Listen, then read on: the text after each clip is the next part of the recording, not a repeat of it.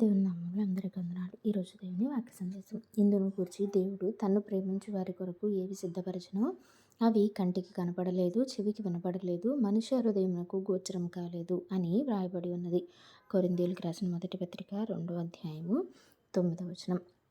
మనం సహజంగా మన పిల్లల్ని ఇది చదివించాలి, అది చదివించాలి, ఆ పెద్ద ఉద్యోగంలోకి వాళ్ళని తీసుకువెళ్ళాలి, లేకపోతే ఒక కలెక్టర్ని చేయాలో, పోలీస్ చేయాలో, ఇంజనీరో, డాక్టర్ ఇలా ప్రణాళికలు వేసుకుంటాం. అలాగే పిల్లలు కూడా వాళ్ళకి కొంచెం ఊహ తెలిసినప్పటి నుంచి నేను ఇలా చేయాలి, అది చేయాలి అని అనుకుంటూ ఉంటారు. అయితే ఒక్కొక్కసారి అంటే దేవుడు ఎవరి పట్ల అయితే ఒక ప్రణాళిక కలిగి ఉన్నాడో, వాళ్ళని ఏదైతే చేయాలి అని అనుకుంటూ ఉన్నాడో, అలా దేవుడు ప్రతి ఒక్కరి పట్ల ఒక ప్రణాళిక కలిగి ఉంటారు.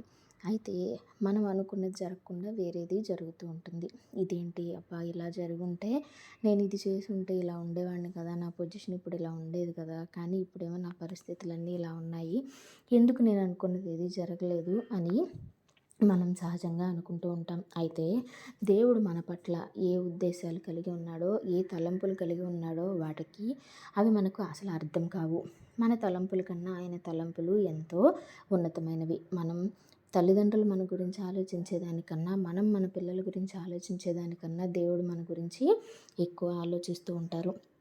ఆయనకి మన పట్ల కలిగి ఉన్న ప్రణాళికలు, తలంపులు అనేవి నిజంగా అవి మన లెక్కకు మించినవి, మన ఊహకు కూడా అందనివి. అందుకనే దేవుడు మన కోసం ఏవి సిద్ధపరిచాడో అవి నిజంగానే మన కంటికి కనపడేవి కాదు, మన చెవికి వినపడేది కాదు, మన హృదయానికి అర్థమయ్యేది కాదు.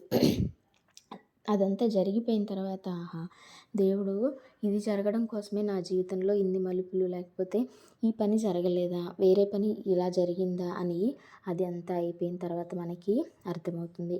మనం కోరుకున్న దారిలో వెళ్తే ఒక్కొక్కసారి నష్టపోవచ్చు, కానీ దేవుడు కోరుకున్న దారిలో వెళ్ళినప్పుడు, దేవుడు మనల్ని నడిపించాలి అనుకున్న దారిలో మనం ఆయన చిత్తానికి లోబడి నడిచినప్పుడు మనకి ఎటువంటి కష్టాలు, ఇబ్బందులు ఏమీ ఉండవు. ఒకవేళ ఉన్నా వాటిని మనలో ఉన్నటువంటి సంతోషాన్ని, సమాధానాన్ని అవి తీసివేయలేవు. పైగా దేవుడు చెప్పిన దానిలోనే మనం నడిచాం కాబట్టి దేవుడు మనకి ఎప్పుడూ తోడుగా ఉంటాడు.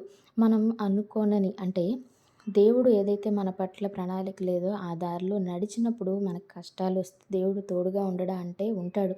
మనం అరిచి పెట్టి పేచీ పెట్టి దేవుడి దగ్గర నాకు ఇది కావాల్సిందే అని చెప్పి మనం పోరాడి దాన్ని తీసుకున్నప్పుడు దానివల్ల మనకు వచ్చేటువంటి సంతోషం తాత్కాలికమైనది మాత్రమే. కానీ దానిలో మనం కష్ట నష్టాలు ఎన్నో ఎదుర్కోవాల్సి ఉంటుంది.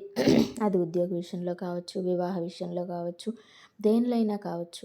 దేవుడు మనకి బాగా అడిగితే ఇస్తారు, ఇవ్వరని కాదు, కానీ దానివల్ల మనం అది పొందుకోవడం వల్ల మనకి వచ్చే లాభాల కంటే నష్టాలే ఎక్కువ. మనం పొందుకునే దానికన్నా మనం నష్టపోయేదే ఎక్కువ.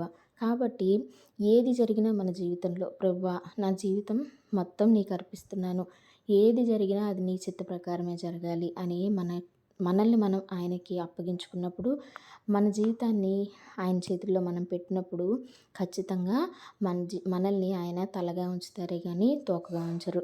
అట్లాగే మన జీవితంలో జరిగే అద్భుత ఆశ్చర్య కార్యాలకి మనం స్తుతి చెల్లించకుండా కూడా ఉండలేము. కాబట్టి ప్రతి ఒక్కరూ ఏది జరిగినా అది దేవుని చేతికి అప్పగించుకోవాలి. మన జీవితాలని ఆయన చేతికి అప్పగించుకుంటే మనకి ఎటువంటి నష్టము రాదు, ఎటువంటి కష్టము రాదు. దేవుడు మనకి ఎప్పుడు తోడుగా ఉంటాడు, సంతోషాన్ని, సమాధానాన్ని ఇస్తాడు అని తెలియజేస్తూ వందనాలు.